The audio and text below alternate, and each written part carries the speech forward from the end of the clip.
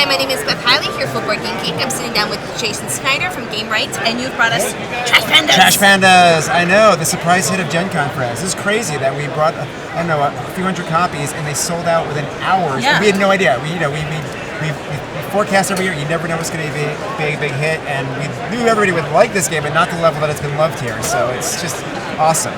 In this game, you're a bunch of trash pandas. You are sorting through the trash, and the object of the game is to collect the most trash, right? That's what you want to do if you're a rascally raccoon. There's 5 basic kinds of trash in this game: shiny, pie, nanners, yum yum, and of course fish. And each has a first place, second place, and a third place value for it. You're trying to collect as many as you can, and at the end you're going to compare what you have. At the same time, you're going to stay away from Doggo and Kitte, who are going to try to stop you, and I'll tell you about that in a moment. And use Blammo when necessary, because actually at its heart, this is a press your luck dice game. In order to do anything in this game, you've got to get these tokens, and these tokens have got all the actions of the game. But in order to get those tokens, you first have to roll this die, which match the tokens. There's 6 tokens, 6-sided of a die. So I roll the die, it lands with an icon, and then I collect it, and then I have to make a very important decision: stop, and then use this action in my turn, or try to get more actions. Well, I'm a gambler, I'm going to go for more, so I grab another one, I get this one. Yep, I go and I try to get another one, and then again push on. If I ever roll the same icon that I rolled previously, I bust. All my icons go back to the middle, and I lose my turn. Except if I'm lucky enough in my hand, if I've got some Blammo, I play Blammo down, because that has a special way to re-roll the last roll, and so on and so forth. What's cool is that every card not only has a point value for stashing it, but they've got a power if you trash it. So for example, you can resolve a token twice with Pie. You can ignore your last roll and choose to stop with Nanners. That'd be another way to mitigate a bust in that case. And my favorite one is Yum Yum, because this is you play on somebody else's turn to force someone to continue rolling. How do these different tokens work? Well, each of them has a special, unique ability for it.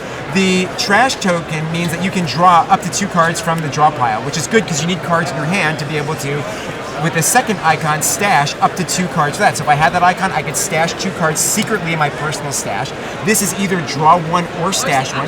This is steal from an opponent. So if it was your turn, you get to take 1 from me, and you get to put it in your hand, not show it face up.